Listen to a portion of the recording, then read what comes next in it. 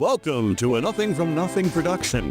Hello, everybody. This is Mark Christopher with Bill Turley, and this is the Junction Podcast, a podcast about growing up in Brooklyn in the 1970s and 80s. We're hoping to protect the names of the innocent as well as the extremely guilty, and there were plenty of those. Well, here goes. Yeah, anything can happen on these streets. The streets are robots. Robots are crazy. Welcome back to the Brooklyn Junction. I'm here once again with Tom Turley, who's standing in for his brother Bill. And we're going to dive right in on part two of the near-death experiences. This one also includes some minor transgressions where we were almost incarcerated. We were a trio of hoodlums, low-grade hoodlums, who used to perambulate the streets of the Junction, Brooklyn. And it was Thomas Turley, who's joining me in a minute. And then we had a third friend, a gentleman we'll call Charlie McCarthy, not his real name, who my father used to say, he's a conniver. That kid's a hoople. He's a shit stirrer. And he definitely was. So we'll be adding him to the mix for the stories today. Say hello, Tom. Hey, this is Tom calling in from Mount Holly, New Jersey. Hey, Tom. Good to hear your voice, Tom. Well, Tom, thanks for joining us. Why don't you start us off with a story about how wild it was back in the day? How about that time we were fucking around on the roof? Remember that? Well, that was unbelievable. And we decided to go up on your roof. And we were like, and then, ultimately. Now this is in Brooklyn, right? And this in is Brooklyn on Avenue H. Right near the junction, right near Flatbush and Nostrand. That was insane. And you could look and see the New York City skyline from the roof. Beautiful. And I knew the maintenance guy, and the maintenance guy said, yeah, I go up on the top of the roof and I spark up, So I said, let's go on the roof. So we went all the way up on the roof. It was a beautiful, star-filled night, and you could see the New York City skyline twinkling in the distance and a low breeze. And then I started hearing sirens. We started hearing sirens. That was after McCarthy, and it was like we would start horsing around and everything. We used to do fake fighting all the time to the point where we would beat the crap out of each other. And McCarthy decided this was a good time to let's do this, right? So we're jumping on each other, and we're probably shaking all the chandeliers of the top floor apartments, and we're literally rolling and wrestling. And then all of a sudden I stand up because I hear loud sirens, and I went, wait, stop. And we edge over to the roof lip, the lip of the roof, and we look down, and I see tons of cop cars and stuff, and I went, oh shit. And the next thing you know, man, we see the cops. We're like, we got to get the fuck out of here. The wind had shut the door behind us, and it locked. We were screwed. And we were bumping into each other like the Three Stooges. And the maintenance guy's opening that door. And I see him, and I said, shit, we're going to get arrested, right? So we went to each door, and it was a big apartment building. And I see my maintenance friend, and because of the angle, he doesn't see us. And I see behind him nothing but a big blue wall of cops. This is the lady. We have surrounded. Lay down your weapon and come out with your hands up. So we went to each door, and and we flip it, and we couldn't work. And we were running as fast as we could. And then McCarty goes, I found it, right? He found the last one that was open. He was like, we got it. That was crazy. We would have gotten the living shit beat out of us in no uncertain terms. We get that last door, and we literally run as fast as a human could run down, I think it was 14 flights, down into the street, And as we were in the street, I said, oh my God. And I said, let's just get away from here. So we walked a block away, right? And 20 minutes later, I said, let's go. Obviously, they don't know it's us, right? So we walked back, and there was 4 or 5 fire engines, like cop cars, so they felt they were getting invaded or something, And I walked in the front. We walked in like nothing happened. Oh, what's going on? He goes, oh, there was some thieves on the roof. They were ready to deploy a SWAT team, and there was literally spotlights and stuff. And I went, wow, this is quite an overreaction for 3 kids horsing around on the roof. Wow. And, you know what? Yeah. The things kids did, what we did, you know, that's relatively harmless. I mean, we never did anything evil or stupid. No, it wasn't evil, but still. Oh, stupid. We did stupid things. Sorry about that. Let me take that back. But, you know, we were just kids being Stupid. So the three of us used to roam the streets, and I don't know if Charlie McCarthy invented this, but this fake fighting thing was, you know, pretty violent. We used to beat the crap out of each other, and we would chase each other down. So Tommy was smaller than the two of us, so he'd either take my side and we would track you down, or he would take your side and you would track me down. And back in the day when they used to have real snowstorms, I mean, it'd be like 2 to 4 feet snowstorms in the winter. One time, we're chasing each other like mad, and we both got mad at McCarthy. So it was always 2-on-1, and whoever lost would get thrown face down into a pile of snow and covered with snow. So face down in the snow, it seemed like it's not the most intelligent way to go. But McCarthy thought, I'm a little smarter than these guys. I'm smarter than these guys. I'm going to lay on my back when they get me. So we lay on the back, and we put literally probably a foot of snow over him. I mean, he could have suffocated. And so we have this pile of snow on him, and we said, all right, we got to get him out, you know. So we pull him out of the snow, and he had one of those like kind of spazzy looking bubble winter jackets that was kind of now unzipped. The zip was all out of order, and he had a booger from the top of his nose to the bottom of the jacket. It was the longest booger I've ever seen. And he was like this, fuck you guys, I'm not hanging out with you no more. I don't like you guys. You guys suck. Look what you did to me. And he hung out with us after that, but he was so pissed that night.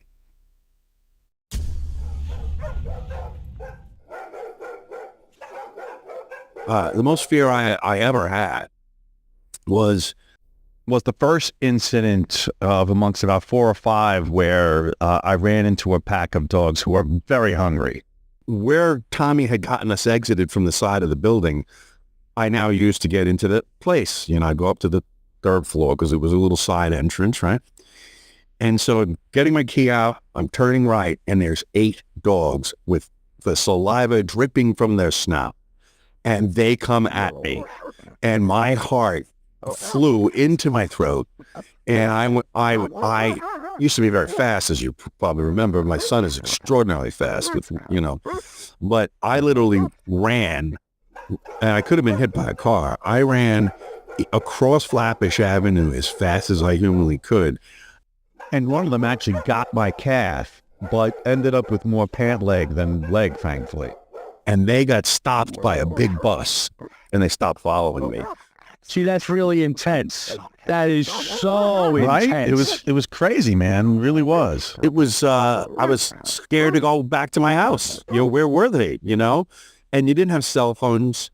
You know, you didn't know, you just kind of watched.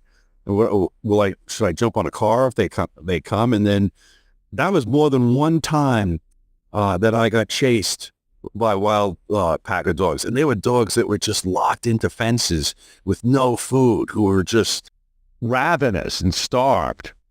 All of these incidents, whether gang incidents or whatever, contributed to everybody developing, that I grew up with, a spidey sense that was always tingling and always aware.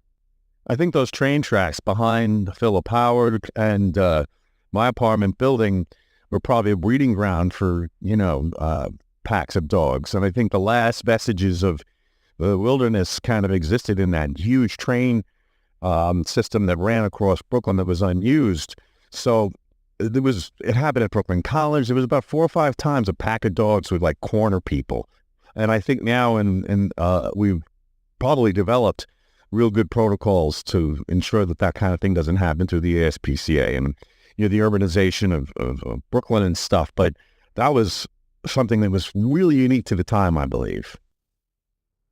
Well, that was probably what happened to me in Coney Island. I remember I was running, and I remember I ran down to the shore, and I saw the dogs were following me on the boardwalk. It was in this, like the winter, and I would always go down and run on the boardwalk. And usually I ran with my friend Joey. He was a housing cop with me. And I'm running down, and it was like towards the projects. And I says, all right, I'm coming to the end. So I went and I ran to the shore, just to run along the shore to get away from the dogs. And then I met this woman down there, and I was telling her, I was like, these freaking dogs, and chased me. And she goes, here they are, they're coming right for us. I was like, oh my God. So we ran back to the boardwalk, and I had to run up a sand hill, and I was like, come on, let's go, and I remember like just grabbing hold of her and hoisting her up onto the boardwalk. And then we kept running, and we basically ran down to where our Ocean Parkway was. So that's where like it was kind of like the dividing line between Coney Island and Brighton Beach. And then I remember I drove her back, and I never saw her again. That was the end of it. You guys survived a near-death experience together. A survival moment. I will remember that girl to the day I die. It wasn't anything like. Was it romantic? I mean, you didn't marry her. It wasn't anything romantic or anything like that. It was just we were just the two of us at this one time were in survival mode. I had something of that ilk about 5 or 6 times, which I guarantee you go the Philip Howard. Remember the Philip Howard apartment buildings, right? And they were the huge expanse. It was like a wind tunnel. You could literally get picked up in the air because the way they were architected.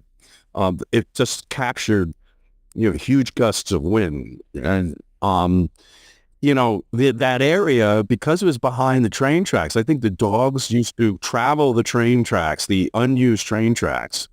And that's why there were so many wild packs of dogs. But they weren't the only wild packs, if we're, that we dealt with, right? Wild packs of Italians with the crowbars, right? Yeah, there were other wild packs of people, yeah. They existed in all ethnicities. Fair. I'm just picking on you a little bit. Let's be fair. Picking on you and your half Mediterranean heritage, as your brother likes to call it, your Italian side. But I'll freely admit there were gangs of every ilk, and scary Irish gangs, scary Italian gangs. And I'm going to break into one story which kind of details some of the intense experiences we had growing up in the Quentin Road area as well, where we hung out often. So this may be one of the more intense stories I'll tell on this podcast, and I'm not going to name names for obvious reasons, but some of it is probably easy enough to figure out. I was sitting on a car with my friend Paul Maritato, and we're going through, who's the greatest songwriter of all time, something relatively innocuous. And, it was a beautiful summer evening, like the heat-whispered trees were flowing, and, we're pleasantly buzzed, and everything is just beautiful. It's on Quentin Road, as I believe, closer to Flatbush Avenue, but we're just really in a good headspace. And then we hear this incredible epic howl, like these epic howls of pain and screaming off in the distance by a couple of blocks. And it, sends a chill up our spine, and, the tingling in our chest and throat. And we're like, something is up, something is up. And the fear kind of catapults us into awareness, a cold awareness. And as we're sitting there, we're concerned about what the hell's going on, and we try to figure out what is the safest area to, run to. Crazy. Absolutely crazy. Before we can even do that, all of a sudden, two of people we knew, one, the older brother of one of the most famous basketball players in history, runs by, his arm dangling uselessly, blood all over the place. And he'd obviously been beaten, and beaten pretty horrifically. Following him was another guy that was also beat up. And as they went by, in this sort of sheepish kind of way, I tried to say hello, but they looked at me like I was insane. And they kept running. And all of a sudden, I looked down Quentin Road, and it's that gang of morons used to hang out in 222. I think it was PS 222. And they were the local THC dealers, and they were just the bad guys, Krug and Magnum men, total moronic group of skells, if you will. And I see them heading, chasing these hapless folks. And so we dart down a block. We find out later that the two had to run to the hospital, get to a hospital, broken ribs, broken arm, all sorts of damage. Don't know all the exact details of the level of damage, but this was the culmination of some minor skirmishes that had emerged. On the corner of 36th and Quentin, there was a group of mostly jocks, mostly Irish, and all the young girls used to go there, and I tried to get in there to meet some of the young girls, and being a teenager myself, right? And there was, they used to have the skells from 222 would come down and try to beat the crap out of them and cause them problems. And they would regularly have these sort of skirmishes where they'd take one of the guys out and beat the crap out of them. But it got to the point where it was really getting nasty. Ironically, the guy that was kind of spearheading this later became a police officer, which is the irony wrapped in a paradox. But they used to come and try to you just jostle with them. I don't know what the deal was. It wasn't an important part in their night. Their important night was selling whatever drugs they had to sell. But, it was one of the things they did. It was, creating havoc amongst the local teenage population. So they went a step too far that time. And one of the kids was an Italian kid that hung out in the Irish enclave of jocks that hung out on the corner there, literally banged that crowd in to his brother who had connections to the Westies and, some sort of bent-nosed connections there, basically decided, all right, this is going to stop right now. This is ridiculous. What's the point of this? And so just like that movie Bronx Tale, where they lock the door and they beat up the Hells Angels in the bar, the mafia beats up. Similar thing. They roll up apparently with Cadillacs, and I don't know if this is apocryphal, but I'll tell you this, all the violence and all the random attacks stopped after this supposed incident. They went and beat the morons, and I know some of their names still to this day. They beat these morons to a pulp and said, next time you don't go to a hospital, you go to a morgue, right? And right then and there, the, victimization of the kids on that corner at 36 and Quentin, and it was weird. They kind of settled down, and I asked around why, and then that was the story I was told. I heard about that story. That was pretty awful. That was pretty incredible. Terrible. Yeah, anything could happen on these streets. The streets are robots. Robots are crazy. That's good. Robots,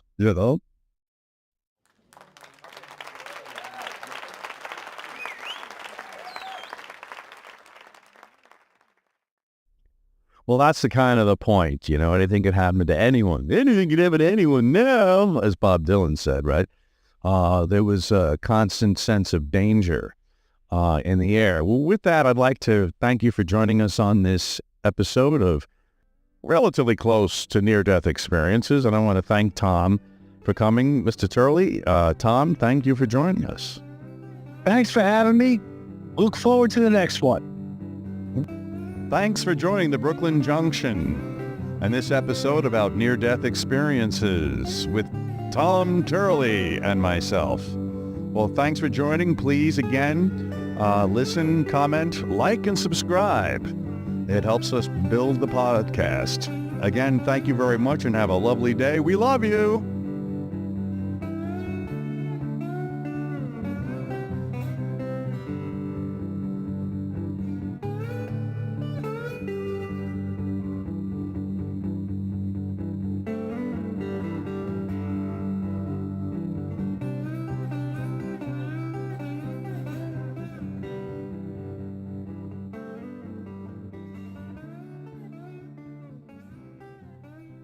Just Sliding Away, written, recorded, and performed by William Turley.